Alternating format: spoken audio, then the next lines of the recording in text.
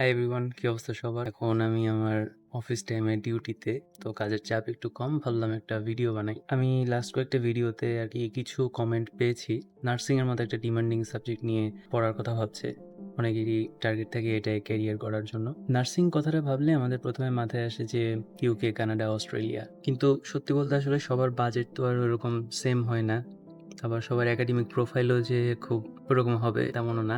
Middle class ফ্যামিলির স্টুডেন্টরা তাহলে কি করবে?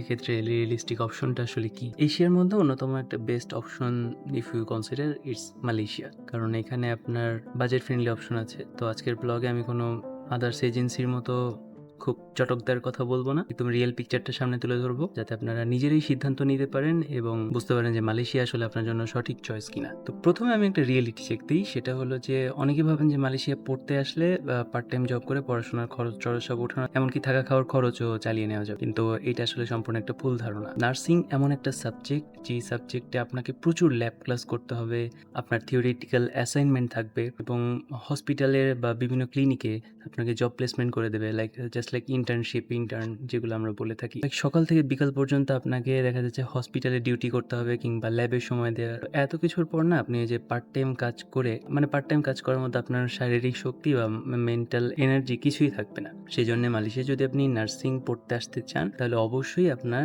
সেই ব্যাকআপ ফান্ডটা রেডি রাখতে হবে। টু বি অনেস্ট, এটা আপনার ফুল ফ্যামিলির সাপোর্ট নিতে হবে। এখানে এমন না যে আপনি এখানে এসে নার্সিং পড়বেন, চাকরি করবেন এবং আদার্স খরচও আপনি উঠে ফেলতে পারবেন।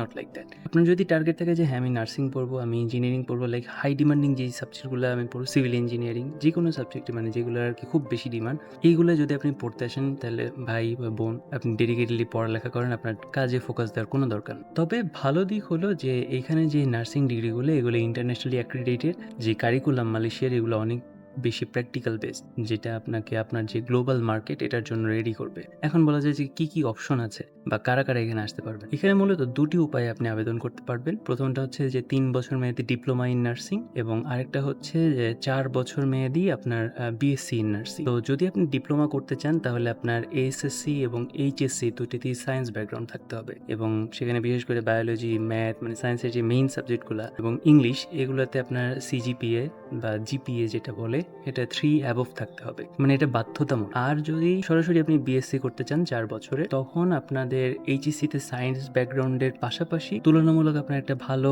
সিজিপিএ বা ভালো রেজাল্ট 3.5 এর বেশি থাকা দরকার। এর পাশাপাশি ইন্টারন্যাশনাল স্টুডেন্ট হিসেবে আপনি আপনার ইংলিশ প্রফিসিয়েন্সি প্রুভ করার জন্য আইএলটিএস পরীক্ষা দিতে পারেন অথবা পিটিই দিতে পারেন, যেটা আপনার অ্যারাউন্ড 6 বা 6.5 রাখাটাই বেটার, কারণ ম্যাক্সিমাম ইউনিভার্সিটি এখন 6.5 রিকোয়ার করে যারা নার্সিং কিংবা ইঞ্জিনিয়ারিং সাবজেক্টগুলো পড়তে আসে। যদি আপনার এই টাইপের রেজাল্ট থাকে, তাহলে দেখা যাবে যে আপনি মালয়েশিয়ার অলমোস্ট 90% ইউনিভার্সিটিতে এগুলো পড়ার জন্য অ্যাপ্লাই করতে পারবেন। এখন সবচেয়ে গুরুত্বপূর্ণ প্রশ্ন হলো যে খরচ কেমন হবে। মালয়েশিয়ার যে পাবলিক সরকারি ইউনিভার্সিটিগুলো, এগুলোতে খরচ কম হলেও সেখানে আসলে ইন্টারন্যাশনাল স্টুডেন্টের জন্য সিট পাওয়াটা ডিফিকাল্ট। মালয়েশিয়ার লোকাল স্টুডেন্টদের প্রায়োরিটি ওখানে বেশি থাকে, তাই প্রাইভেট ইউনিভার্সিটির হিসাবটাই আপনার মাথায় রাখতে হবে। 3 বছরের ডিপ্লোমা কোর্সটা করার জন্য আপনার পুরো ফি সাধারণত 50,000 to 60,000 রিঙ্গিত হয়ে থাকে। আবার দেখা যায় 4 বছরের যে ব্যাচেলার কোর্স, এইটার জন্য আবার 60,000 থেকে 80,000, ক্ষেত্র বিশেষে আপনার 1 লাখ রিঙ্গিত পর্যন্ত হয়ে থাকে। এটা আসলে ভার্সিটি টু ভার্সিটি ভ্যারি করে এবং ইউনিভার্সিটির র্যাঙ্কিংয়ের উপরও ডিপেন্ড করে। তো আপনি কম বেশি আর কি এরকম একটা ধরে রাখবেন, এটাকে আপনি বর্তমান রিঙ্গিত রেট দিয়ে কনভার্ট করে নেবেন। এর বাইরেও আপনার প্রতি মাসে থাকা, খাওয়া, যাওয়া আসা এবং আদার্স খরচের জন্য মিনিমাম 1,000-1,200 রিঙ্গিত তো আপনার ধরতেই হবে। এই লিভিং কস্টটা পুরোপুরি বেয়ার করা, এর সাথে পুরা যে টিউশন ফি, এটারও ব্যাকআপ রাখা, সবগুলোই কিন্তু আসলে আপনার ফ্যামিলির ব্যাকআপ এখান থেকে ম্যানেজ করতে হবে। তো এবার আসি আপনি ইউনিভার্সিটি কিভাবে সিলেক্ট করবেন। ইউনিভার্সিটি সিলেক্ট করার জন্য নার্সিং আসলে পড়ার জন্য এমন একটা ইউনিভার্সিটি বেছে নেওয়া উচিত যাদের আসলে নিজস্ব হসপিটাল কিংবা নিজস্ব খুব ভালো ক্লিনিক্যাল পার্টনারশিপ আছে। তো মালয়েশিয়ার 1 নম্বর প্রাইভেট ইউনিভার্সিটি যেটা মেডিকেল পড়ার জন্য সবচেয়ে বেশি আমি রিকমেন্ড করবো, সেটা হলো ইন্টারন্যাশনাল মেডিকেল ইউনিভার্সিটি বা আইএমইউ। এদের নার্সিং গ্লোবালি খুবই স্ট্যান্ডার্ড এবং খুবই চমৎকার, তবে এদের খরচটা একটু বেশি, এবং এটার ক্যাম্পাসটা আপনার কেএলসিটির কাছাকাছি। হেলথ সায়েন্স এবং নার্সিংয়ের জন্য আরেকটা ভালো ইউনিভার্সিটি আছে, যেটার নাম হলো মাসা ইউনিভার্সিটি। এদের নিজস্ব হসপিটাল আছে, তারপরে এদের আধুনিক ট্রেনিং সুবিধা আছে।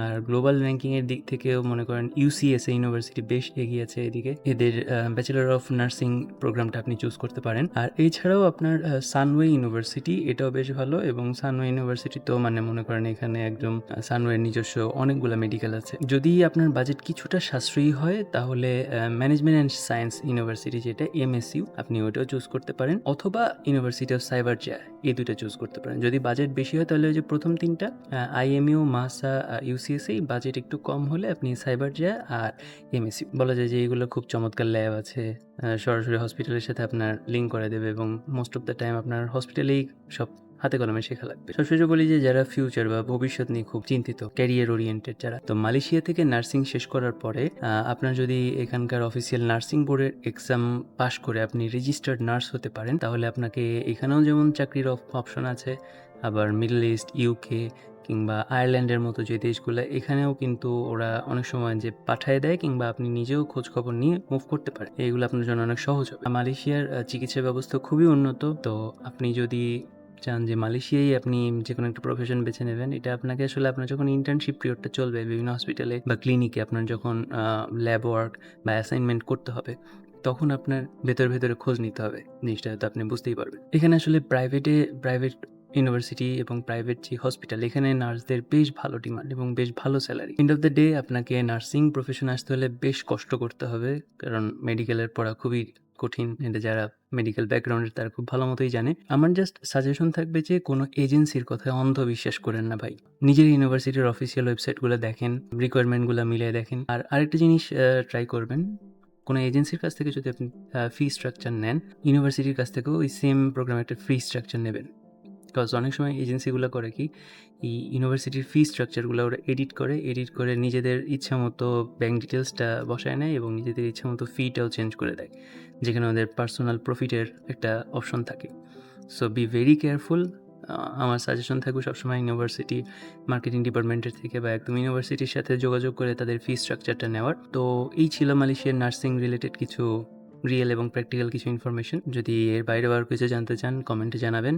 আর অন্য কোনো সাবজেক্ট বা অন্য কোনো কিছু নিয়েও যদি আপনার ইনকোয়ারি থাকে সেটাও জানাবেন। টিল দেন, আল্লাহ হাফিজ।